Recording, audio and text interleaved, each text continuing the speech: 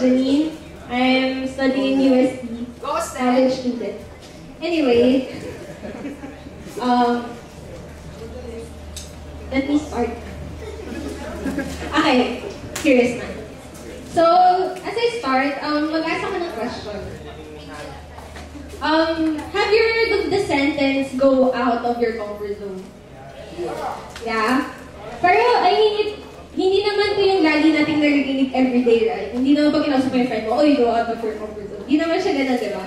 But, for me, I've encountered it when I'm in the season when God is calling me to make disciples. To give you a little background about my life, I studied in a Christian school. Nag-aral ako doon for 12 years. So, since preschool ako up to high school. So I'm surrounded by Christian friends and mentors. I know Christ. I've accepted Him as my personal Lord and Savior. I attend mga Bible study every Wednesday. Ano ba yan? Sa mga chapel services namin, nag-serve, ganyan. But it ended there. Parang hindi ko na-feel na I need to share the gospel to other people para ma-change din yung life nila. So, in other words, I was a selfish Christian. But when I entered college, I saw something different that really changed my heart, that really moved my heart to share the gospel to those people who doesn't know Christ. And it came to a point that I was literally sitting sa chair ko sa classroom, just watching my blockmates do their stuff, their worldly stuff, and just, napapray na lang ako kay God na sana, Lord, I pray that they too will know you. Sila din sana makilala ka, ma-accept ka as their personal Lord and Savior, para ma-change din yung life nila. According to Matthew 4:19, come, follow me, Jesus said, and I will make you fishers of men. Sabi ni Jesus, come and follow me. Pero sabi ko sa kanya, Lord, how will I follow? May fear ako sa heart ko.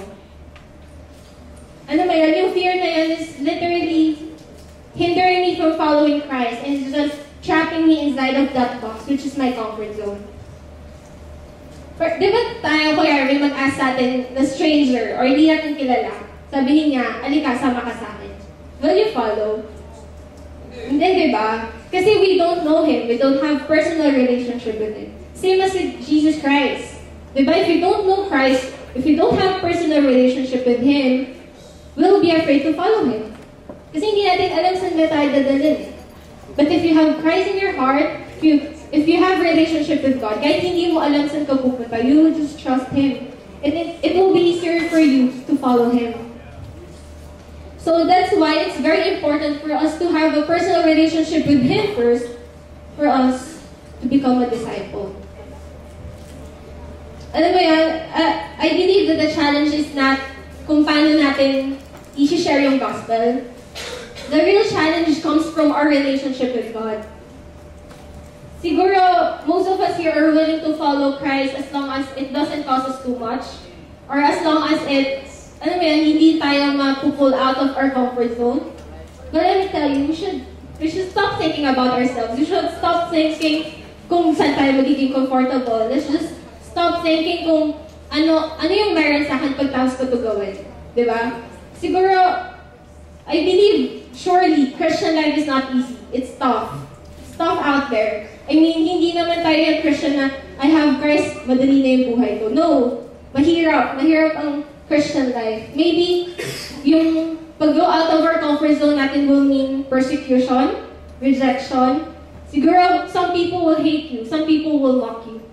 But it said in Mark 8:34, if anyone wants to be my follower, Jesus said, he must deny himself, take up his cross, and follow me. Siguro yung cross natin na yun nga, yung mga challenges natin. Diba? Kuya, persecution, rejection. Pero diba, Jesus demanded sacrifice in life for us to be His disciples. I have read in a vlog siya ni Pastor Christian Ongtangco. It's entitled Method of Discipleship. Sabi dito, discipleship is a relationship. Our relationship with Christ must be the source of why we want to build relationship with others and make more disciples. Our relationship with Christ, yun dapat yung source natin, why we're doing it. Not because we need to, not because sabi ng victory group leader ko, kailangan ko mag-make disciples, kailangan ko mag-one-to-one. Or hindi siya kailangan dahil for you to be a better Christian, or worse, for you to feel that you are a real Christian. I believe that we're doing this because we want other people to experience the same love that we have felt nung nakilala natin si Christ, that changed my life and your lives. Siguro, some of us here sinasabi na, yes Lord, I am willing to follow you wherever, kahit saan. As long as nandito lang sa box na to, I am willing kahit ano pa. Diba? Pero, some of us don't want to take risk. Ayaw natin na nahihirapan tayo. Ayaw natin ng mga ganyang bagay, diba? Because we have fear in our hearts. Again, fear of rejection, persecution.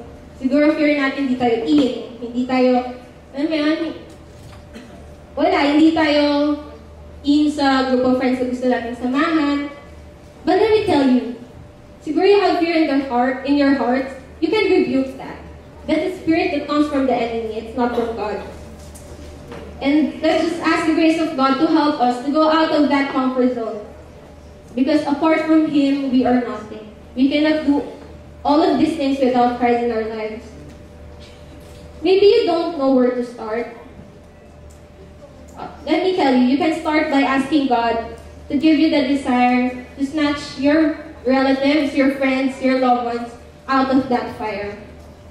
Ask God to open your eyes to those people around you, to give you a heart for them like His heart for them. Then get to know those He puts in your heart. Ask the grace of God, for it is only by His grace that you can be able to move and do all these things. So, as I end, let me just encourage you to be ready to be sent out of that fire.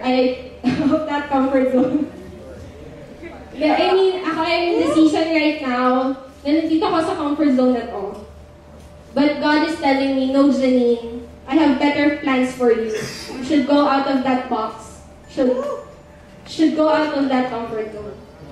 Today, parang naging comfort zone ko na ang Neon. I'm here every week. Alam mo yun? Kabisado ko na lahat. Pagpunta ko dito, alam ko na gagawin ko. Alam ko na lahat ng kailangan. Alam ko na ang flow. Diba? I know what to do already. Pero God is telling me, no, Janine, bibigyan kita ng bagong season. In your season, aalis ka dyan sa Neon. Aalis ka dyan sa box na yan. Sabi niya sa akin na para maging ready ka. Diba? Parang, may pagsabi nga sa akin, parang mga weapons lang yan eh, di ba? Kuya, itong Neon na to, weapon ko to. Ngayon, kuya, kutsilyo. Kuya, sword! Diba? Now na, parang expert na ako in gamitin ng sword na to, next naman, iba namang weapon. And let me just encourage you that for us to be ready to be sent out of that comfort zone, diba? To live among the people who needs to hear the life-changing message of the gospel. And let us remove the spirit of fear in our hearts and to start trust in God alone.